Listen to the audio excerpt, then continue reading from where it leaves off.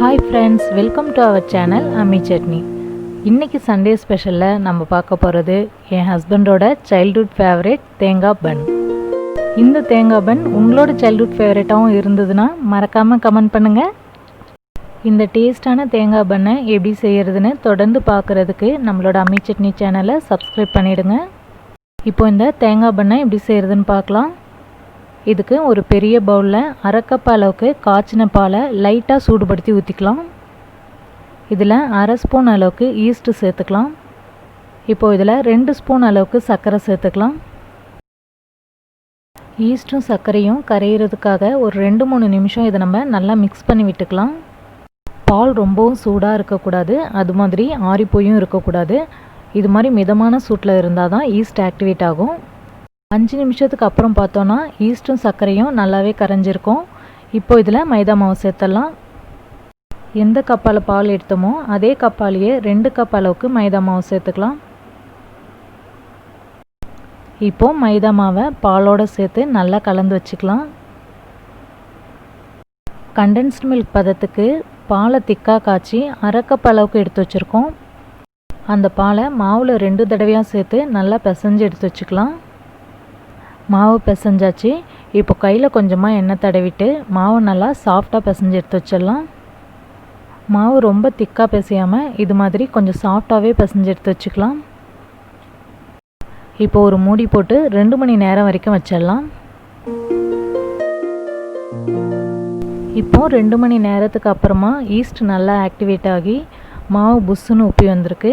இதை நம்ம கையால் அழுத்தி விட்டு நல்லா பிசைஞ்சு எடுத்து வச்சுக்கலாம். இப்போ நமக்கு மாவு ரெடி ஆகிடுச்சு. இதை சமமாக 2 உருண்டைகளாக பிரித்து எடுத்து வச்சுக்கலாம். பன்னுக்கு மாவு ரெடி ஆகிடுச்சு. இப்போ பன்னுக்கு நடுவில் வைக்கிற தேங்காய் பூரணம் ரெடி பண்ணிடலாம். இதுக்கு ஒரு மூடி தேங்காவை கொஞ்சம் பெரிய பெரிய துருவலாக துருவி எடுத்து வச்சுக்கலாம். இதில் சேர்க்கறதுக்காக 10 முந்திரி பருப்பை சின்ன சின்னதாக கட் பண்ணி நெய்யில் வறுத்து எடுத்து வச்சுருக்கோம். அதையும் சேர்த்துடலாம். ஒரு கை அளவுக்கு டூட்டி ஃப்ரூட்டியும் கொஞ்சமாக உலர் திராட்சையும் சேர்த்துக்கலாம். இப்போது இதில் சேர்க்கறதுக்காக 4 ஸ்பூன் சர்க்கரையில் 2 ஏலக்காயும் சேர்த்து பவுடர் பண்ணி வச்சுருக்கோம். அதையும் சேர்த்துடலாம். இப்போது இது எல்லாத்தையும் நல்லா மிக்ஸ் பண்ணிவிட்டு டேஸ்ட் பண்ணி பார்க்கலாம். சுகர் கம்மியாக தெரிஞ்சதுன்னா இன்னும் ஒரு ஸ்பூன் நம்ம சேர்த்துக்கலாம். நான் அதுக்கப்புறம் ஒரு ஸ்பூன் சேர்த்து மிக்ஸ் பண்ணியிருக்கிறேன். கடைசியாக எனக்கு பிடிச்ச செர்ரியை குட்டி குட்டியாக கட் பண்ணி கொஞ்சமாக சேர்த்துருக்கோம். பூரணம் ரெடி ஆகிடுச்சு. இப்போ நம்ம உருண்டி வச்சுருந்த மாவை தீத்திடலாம். இந்த தேங்காய் பன் கொஞ்சம் பெருசாக தான் இருக்கும், அதனால் ரவுண்டாக கொஞ்சம் பெருசாக தீத்தி எடுத்துக்கலாம். அது மாதிரி தீத்தும் போது மெலிசாக தீத்தாமல் இந்த அளவுக்கு கொஞ்சம் திக்காக தீத்தி எடுத்துக்கலாம். இப்போது இதை வைக்கிறதுக்கு 4 சென்டிமீட்டர் ஹைட் இருக்கிற ஒரு சில்வர் பிளேட்டில் பட்டர் அப்ளை பண்ணி வச்சுருக்கோம். அதில் வச்சிடலாம். இப்போது இதுக்கு மேலே நம்ம ரெடி பண்ணி வச்சுருக்கிற தேங்காய் பூரணத்தை வச்சிடலாம். தேங்காய் பூரணம் கொஞ்சம் நிறையா இருந்தால் நல்லாயிருக்கும், அதனால் 5 ஸ்பூன் அளவுக்கு தேங்காய் பூரணம் வச்சுருக்கோம்.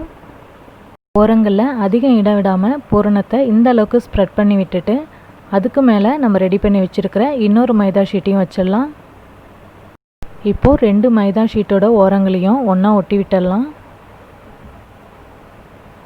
இது மாதிரி ஃபஸ்ட்டு ஒட்டிட்டு அதுக்கப்புறமா நம்ம சோமாசு மடிப்போம் இல்லையா, அது மாதிரி ஒன்று மேலே ஒன்று வச்சு இது மாதிரி மடிச்சுக்கலாம். பாருங்கள், இது மாதிரி. நம்ம ப்ரெஷர் குக்கரை 5 நிமிஷம் ப்ரீ ஹீட் பண்ணிவிட்டு அதுக்கப்புறமா தான் இதை வைக்க போகிறோம். அதனால் மேலே காஞ்சி போகாமல் இருக்கிறதுக்காக கொஞ்சமாக பட்டரை தடவி வச்சிடலாம். ஃப்ளேமை மீடியமில் வச்சு விசில் போடாமல் குக்கரை 5 நிமிஷம் ப்ரீ ஹீட் பண்ணிக்கலாம். இதுக்கு நான் 7.5 லிட்டர் குக்கர் யூஸ் பண்ணியிருக்கேன். இப்போது குக்கர் நல்லா சூடாயிடுச்சு. குக்கருக்குள்ளார ஒரு ஸ்டாண்ட் வச்சு அதுக்கு மேலே நம்ம பிளேட்டை வச்சிடலாம். இப்போது குக்கர் மூடியிலேருந்து கேஸ்கட்டை ரிமூவ் பண்ணிவிட்டு மூடிடலாம். பன்னு வேகிறதுக்கு விசில் வெயிட் போடக்கூடாது. இப்போது ஃப்ளேமை சிம்மில் வச்சு 45 நிமிஷம் வேக வச்சிடலாம். 45 நிமிஷம் ஆகிடுச்சு. பன்னு கோல்டன் கலரில் அழகாக வந்திருக்கு. இப்போ இதை நம்ம குக்கர்லேருந்து எடுத்துடலாம். இப்போது கிளேஸ்க்காக பன்னுக்கு மேலே கொஞ்சமாக பட்டர் தடவி வச்சிடலாம். பன்னு பார்க்கவே சூப்பராக இருக்குது. கொஞ்சம் நேரம் ஆறுனதுக்கப்புறமா கட் பண்ணிடலாம். பாருங்கள், பன்னு நல்லா சாஃப்டாக நல்லா வந்திருக்கு. இப்போ இதை நம்ம கட் பண்ணிடலாம். இந்த தேங்காய் பண்ணை சின்ன வயசில் நீங்களும் சாப்பிட்ருந்தீங்கன்னா மறக்காமல் கமெண்ட் பண்ணுங்கள்.